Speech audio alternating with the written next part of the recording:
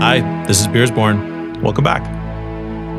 Now we're working on the environment for our game in these videos. And right now we have a background, and we have our character, and we have an enemy, but there's no camera. What I mean by that is that if my player moves off the side of the screen, he just leaves, right? We want to make it so there's a camera system so that the screen follows the movement of the player's character. So let's talk about how we can create a camera. Now the first thing I'm going to do is I'm going to insert a new object. But before you do it, make sure you're on layer 0.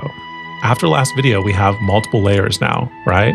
We don't want to make things on the background layer. The background is just going to be the background for now.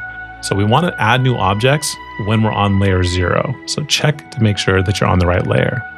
Now let's right click, insert new object, and we're going to put in a sprite. I'm going to name this sprite camera. The camera is just going to be a sprite. Now I can click anywhere. It opens up to the animation editor. We don't need to have a specific sprite for the camera. It's ultimately going to be invisible, but you do want to have something for now. What I recommend doing is just make a small circle. I think a circle is a good representation of the camera. It doesn't need to be anything fancy. Just do a circle. You can crop it down if you want with the crop tool, and that's it. Because it just needs to be something simple to show you where the camera is on the screen as we're programming it. So now what we want to do is add a behavior to this camera. If I go down to behaviors, click on add new behavior, you'll find one that says scroll to. What scroll to does is it always centers the view on this object. Let's add that. Now wherever this little orange dot is, that's where the screen is going to be centered. So right now it'll be centered right here. But if I move it down here, it'll be centered way down on the bottom right. Now it's just a matter of creating a system so that this dot follows your player around. And it's pretty simple. I'm going to show you the easy way to do it first, and then I'll show you a way that's a little bit more complicated, but is more flexible and more dynamic. So let's start with the easy way first. We're going to add an event. We're going to go to the system, and I'm going to use every tick. What every tick means is every fraction of a second. It's basically constant. Every tick means just like constantly be updating this action. So I'm going to go to every tick, and the action that I want to have happen constantly is for my camera to set position. I'm going to change the positions of my camera to constantly be wherever my main character's location is.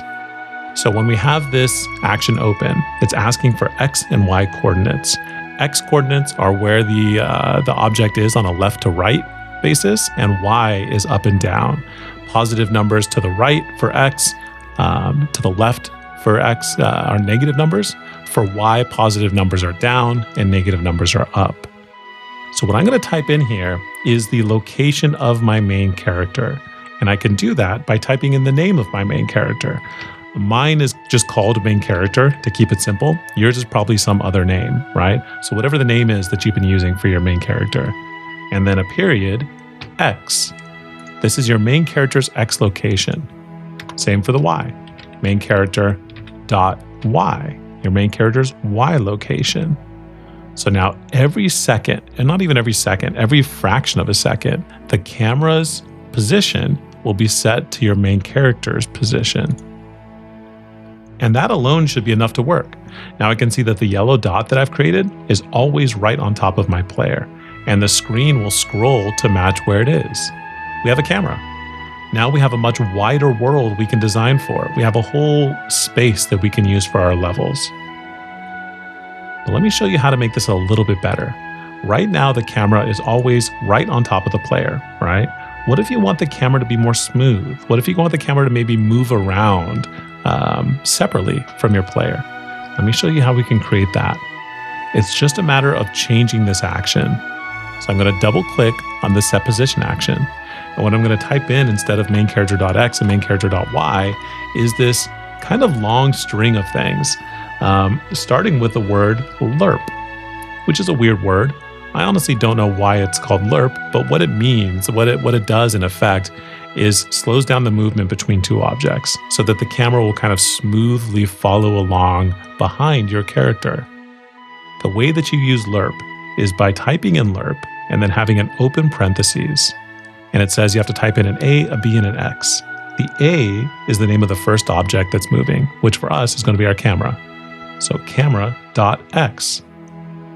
And then a comma. The second object is the name of your main character. So mine is main character.x.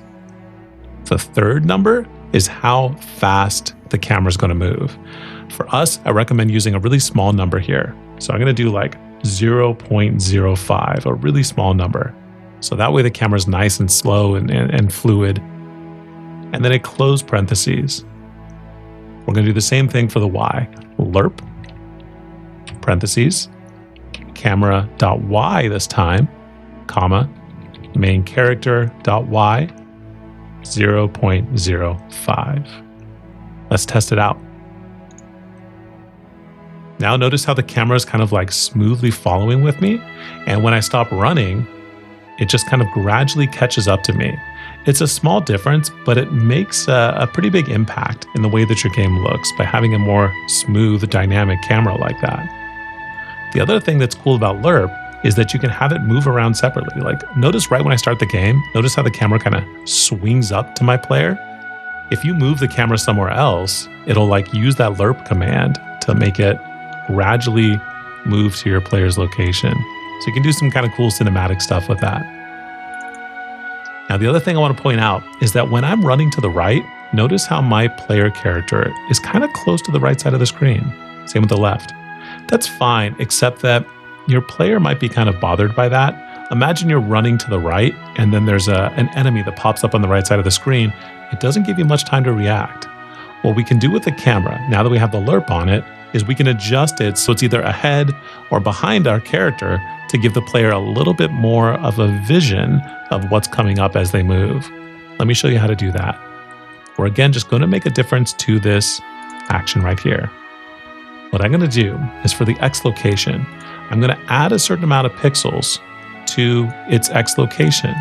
So my main character X plus, let's say 200 pixels. So that way, constantly the camera is going to be pushing ahead of your main character by 200 pixels.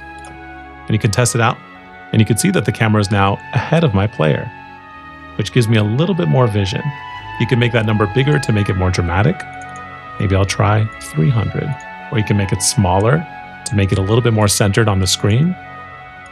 You can just kind of play with that number and decide what you want it to be like. So that gives me more space as he runs to the right. The only problem is, as I run to the left, it actually gives me less space because the camera's lagging behind 200 pixels now. So if you want to do this, you have to add one other attribute to your event sheet. We're going to test to see when our player is either facing to the right or to the left. Now, when it's mirrored, my player is facing to the left. When it's not mirrored, it's in its natural state, which is facing to the right. So what I can do is I can add a condition over here on the left side.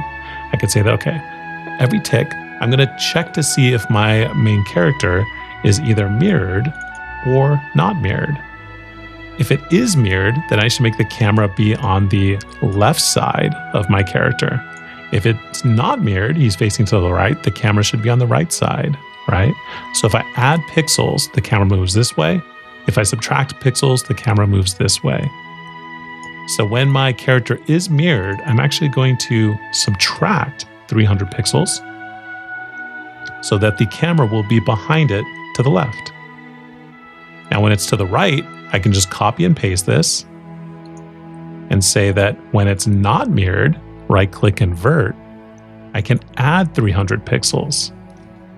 Now, if that seems confusing, what I've done here is I've used the same event, but twice. Every tick when it is mirrored, the camera is going to be 300 pixels behind my main character's X location. Every tick when it's not mirrored, the camera is going to be ahead 300 pixels of my character's location. And what that does is it allows for cool stuff like, notice how when I'm facing to the right, it gives me all this vision over here. When I'm facing to the left, it gives me all this vision over here. It's much more dynamic and much more smooth. So mess around with that. Find a number that you think is a good number. 300 might be a little too much. I'll do 200 on mine. And see how it looks. Now, the last thing we want to do is we want to make this camera invisible, right? We don't want to be able to see it in the final game. The player shouldn't see where the camera is. So let's add an event. Let's go to the camera and let's go down to onCreated. So as soon as it's created, We'll add an action to the camera, and we'll set the visible to invisible. Perfect. Now the camera is still there, but we just can't see it. Now, last thing I'm going to do for this video, I'm going to right click. I'm going to add a group. I'm going to call this camera, and I've already made it. And I'll drag all of these events into my camera group. Perfect. We'll leave it there today. Thanks for joining me. Bye.